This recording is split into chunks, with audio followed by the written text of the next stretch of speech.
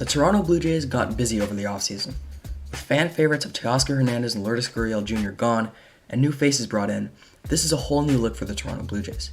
But will these offseason moves work out for the Jays in the long run? In this video, we'll break down everything the Blue Jays have done in the offseason. Let's talk about the Dalton Varsho trade. In a huge blockbuster deal, the Blue Jays traded Lourdes Gurriel Jr. and Gabriel Moreno for lefty outfielder Dalton Varsho. Varsho plays all three outfield positions, but he can also catch behind the plate. Last year, in his first full season in the big leagues, he batted .235 with a .443 slugging, giving him a solid OPS at .745. He has tremendous pull power from the left side, which is something that the Blue Jays have been looking for, and he also is one of the best defensive outfielders in baseball. He has decent speed as well, stealing 16 bases last year. While the numbers don't exactly jump off the page, I think Varsho has a good chance of a massive improvement this year.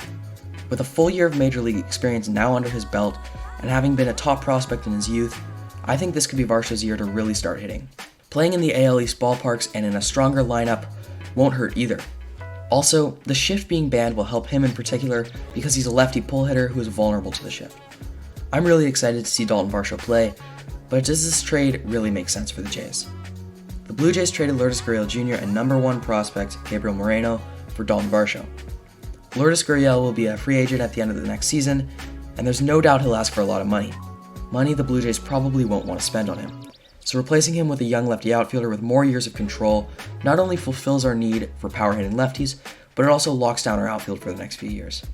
It's like recycling our players so we don't have to pay them big in free agency. I think swapping Gurriel for Varsho makes perfect sense, but Lourdes and Moreno for Varsho is pushing the boundaries a little bit. Moreno is a huge prospect, and obviously would have been an important piece for us in the future.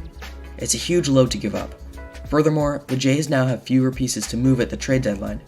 If at the beginning of the year we realized we need another bullpen piece, or we need to replace an injured starter, we would have nobody to trade to replace them. Overall, there are a lot of risks and a lot of pressure on Dalton Varsho to perform in the coming years, but I think this was a crucial step in the right direction for the Toronto Blue Jays. After a few disappointing seasons, it makes sense for the Jays to try to shake up their roster a bit, and this was the perfect trade to do it. Next, let's talk about Chris Bassitt. It's the fourth year in a row the Jays have spent big on a free agent, and this year that title belongs to Chris Bassitt. Bassitt is a huge asset to this rotation. Over the past 5 years, Bassitt's been consistently good, posting an ERA of 3.29. He employs a mid-90s sinker that produces a lot of weak contact, and he also has a slow 70-mile-per-hour curveball that can throw off the opponent. Some of Bassitt's success is attributed to his pitching mechanics.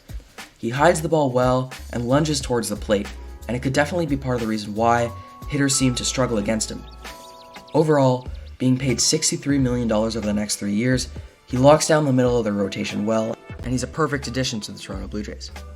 To kick off the offseason, and a move that shocked pretty much everyone, star outfielder Teoscar Hernandez was traded to the Seattle Mariners for reliever Erik Swanson and pitching prospect Adam Macko.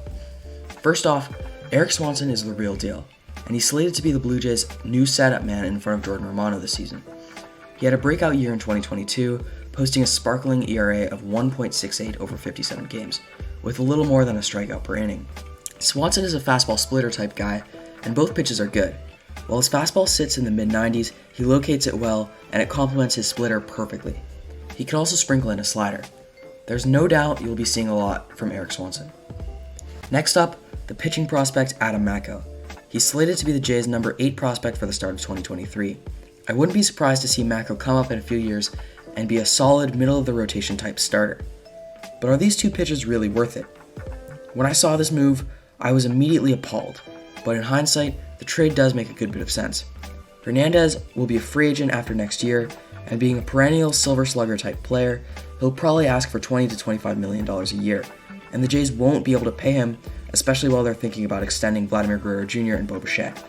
Why not trade Hernandez now and get exactly what you need, instead of having him one more year and then letting him go at the trade deadline?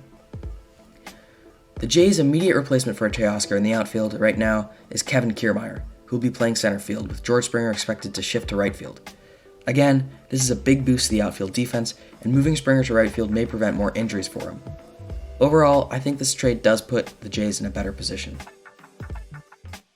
While Dalton Varsho and Chris Bassitt may be the main additions this year, the Jays have been making some sneaky good moves on the side as well.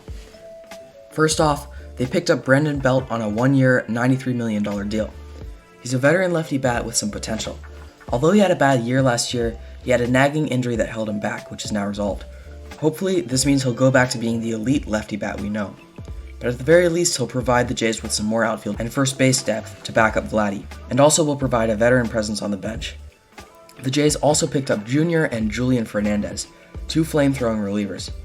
While they've both struggled in the few big league outings they've had, they obviously have good arms and high potential. So taking a chance on these guys makes sense. The Blue Jays also picked up some more pitching depth in Zach Thompson and Drew Hutchison. Overall, how would you rate this offseason? Do you like seeing the outfield shake up a bit? Do you think Bassitt is a significant upgrade over Russ Stripling? Is there something you think the Jays should have done differently perhaps? If you have an opinion on something, drop it down in the comments, subscribe to my channel if you like this kind of Jays content, and other than that, I'll see you in the next one. Bye.